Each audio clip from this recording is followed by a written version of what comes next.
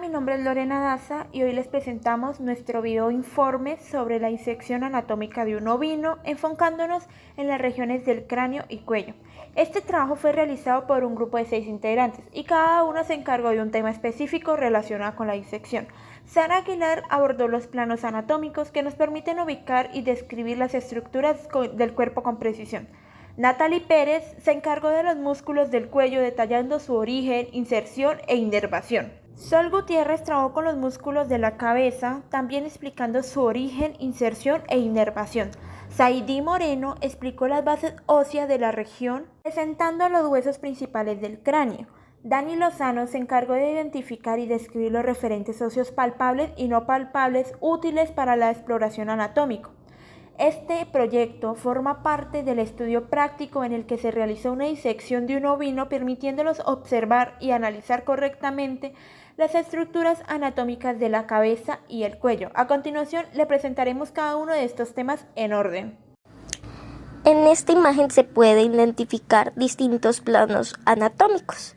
El corte visible en la región del cuello corresponde a un plano transversal que divide el cuerpo en una porción craneal y otra caudal. También se puede ver un plano sagital que divide la cabeza en mitades derecha e izquierda. Y finalmente encontramos un plano dorsal que sería paralelo a la superficie superior del cráneo y cuello, separando las partes dorsal y ventral del animal. En una vista lateral del cuello podemos encontrar el músculo cutáneo del cuello. Nace desde el manubrio del esternón y protege el surco yugular. Este músculo, junto a la fascia, hace una lámina envolvente. Sirven para tensar la piel o arrugarla. Inervado por el ramo del cuello del nervio facial. El músculo esternocefálico se da el origen desde el esternón hasta la cabeza. En el caso del ovino, presente solo una parte mastoidea y este se inserta en el hueso temporal. La función de este músculo es flexionar la cabeza y el cuello con contracción bilateral y fijar la cabeza durante la deglución. Está inervado por la rama ventral del nervio accesorio. El músculo trapecio. Este músculo se divide en una parte cervical original a la parte dorsomedial de la nuca y otra parte torácica en la región inferior del dorso. Ambas partes se insertan en la espina de la escápula. Tiene la función de fijar el hombro. Está inervado por las ramas dorsales del nervio accesorio. El músculo romboides.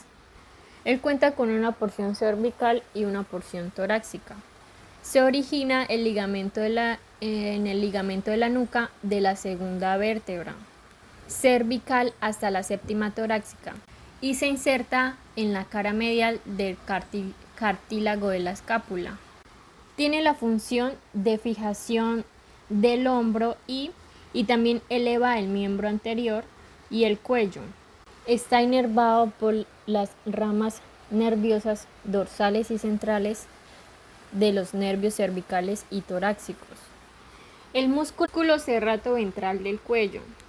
Este se origina de la primera a la séptima costilla en su porción torácica y en la apófisis transversa cervical en su porción cervical y se inserta en la cara serrata de la escápula.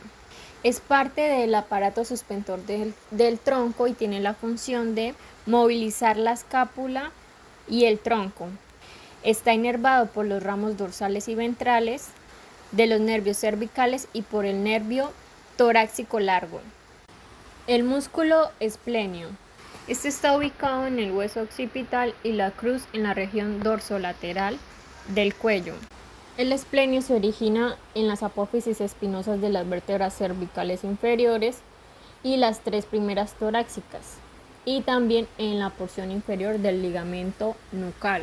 Tiene como función estirar el cuello desde ambos lados, así como de levantar y lateralizar hacia los costados del cuello y la cabeza. Está inervado por los ramos dorsales de los nervios cervicales y torácicos. El músculo escaleno. El músculo escaleno medio Estos músculos son responsables de la flexión lateral del cuello y de la elevación de las costillas durante la respiración forzada. Se insertan en las apófisis transversas de las vértebras cervicales y en las primeras costillas. Está inervado por ramas ventrales de los nervios espinales cervicales. Como siguiente vamos a hablar sobre la base muscular de nuestro animal. Músculo cutáneo de la cara. Se encuentra de manera superficial inervado por el nervio facial. Músculo orbicular de la boca. Se encuentra alrededor de los labios formando un anillo de la abertura de la boca. Su función es cerrar la boca colaborando con la extrusión, inervado con el nervio facial, ramo bucolabiales.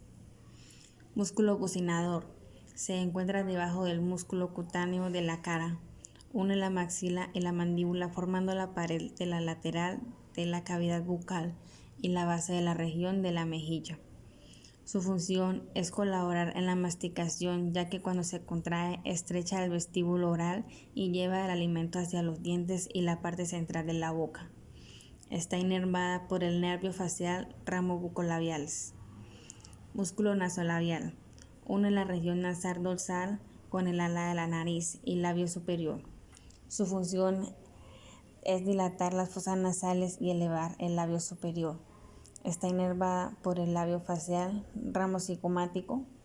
Une el músculo elevador del labio superior y el canino. Por eso debe ser incidido próximo al ala de la nariz y el labio superior para permitir la visualización de estos.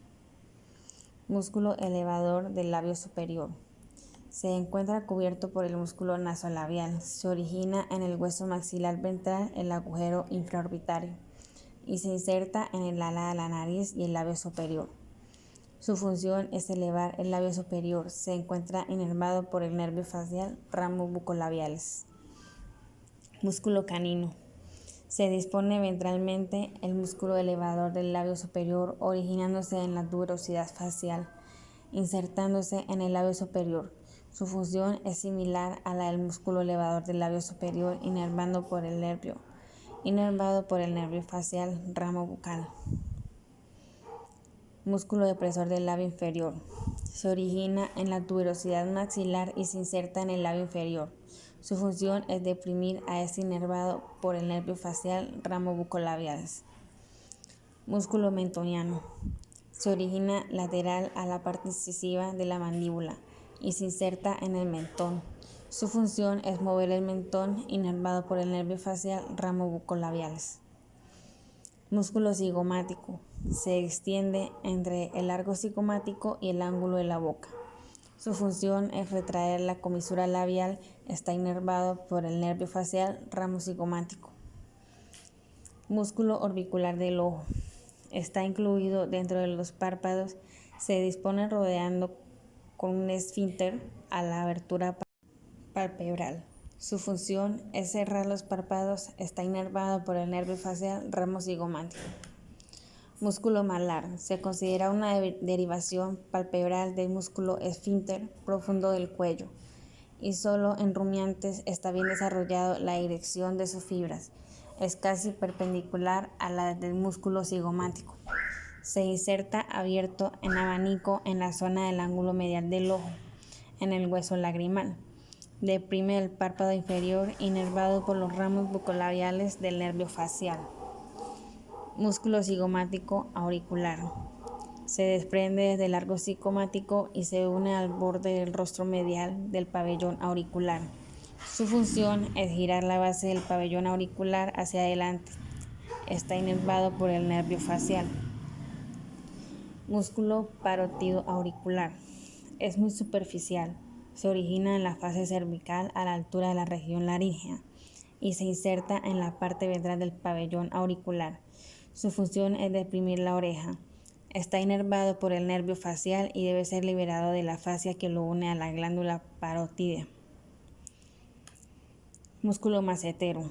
En el rumiante, la parte superficial se origina en el tubérculo facial y discurre horizontalmente en la relación con el ángulo mandibular o el borde caudal de la mandíbula.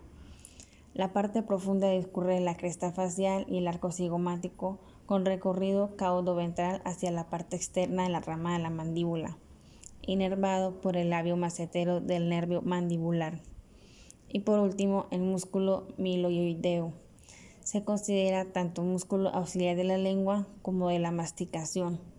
Se origina en la línea miloioidea, está inervado por el músculo miloioideo del nervio mandibular. A continuación les voy a explicar la base ósea de la cabeza y el cuello del chivo.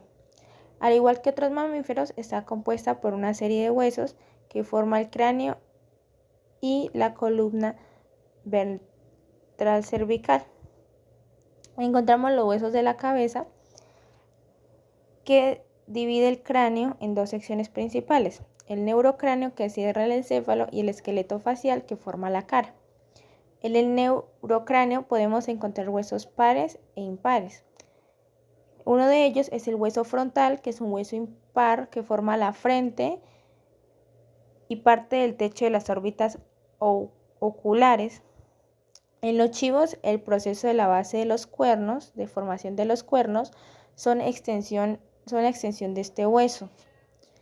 Como segundo, tenemos el hueso parietal, que son dos, forma un par, y forman la mayor parte del techo y los lados de la caja craneana.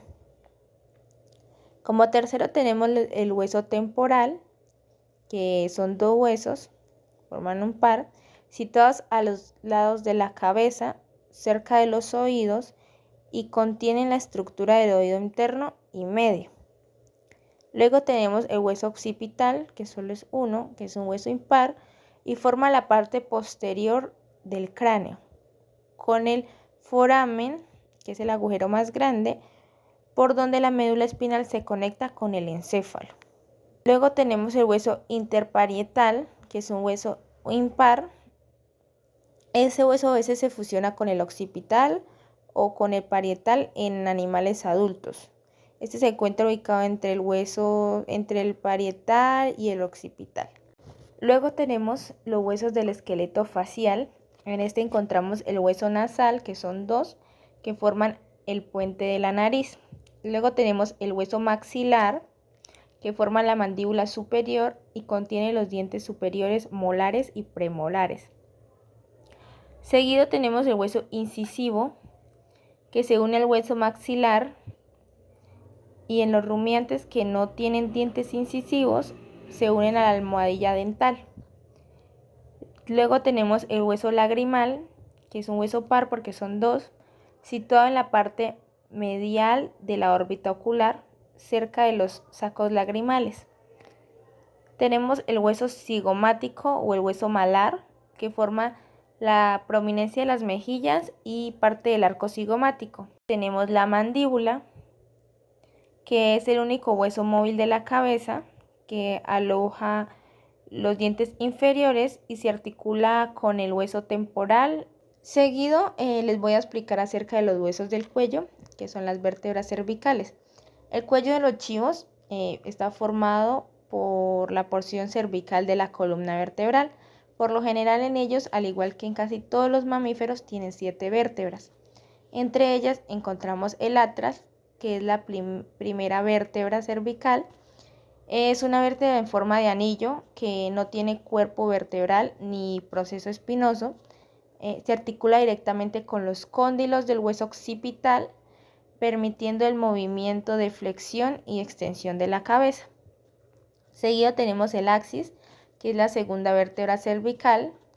Se caracteriza por una prominencia ósea llamada diente del axis o proceso odontoide, que se proyecta hacia arriba y se articula con el atlas, permitiendo los movimientos de rotación de la cabeza. Seguido tenemos la tercera, cuarta y quinta vértebra cervical. Tendríamos la sexta vértebra cervical y por último tenemos la séptima vértebra cervical, que tiene un proceso espinoso más largo y procesos transversos que se asemejan a las vértebras torácicas. En una vista lateral del cráneo del ovino podemos encontrar eminencias óseas palpables como el hueso nasal, incisivo, maxilar, cigomático, lagrimal, también hueso frontal, parietal. También está la mandíbula y esta está dividida entre la rama, ángulo, cuerpo y la escutadura para los vasos faciales. También encontramos eminencias óseas no palpables, como lo son el hueso occipital, esfenoides, pterigoides. En la región del cuello, también con una vista lateral, podemos encontrar eminencias óseas palpables, como la apófisis espinosa, especialmente la del axis. También encontramos apófisis transversas de las vértebras cervicales, de la segunda hasta la séptima vértebra cervical, y las alas del atlas. También están las partes óseas no palpables, como son los cuerpos vertebrales y las calas laterales del cuerpo vertebral. Esperamos que esta presentación haya sido clara y útil para reconocer las estructuras anatómicas del cráneo y cuello en ovinos. Gracias por ver nuestro video.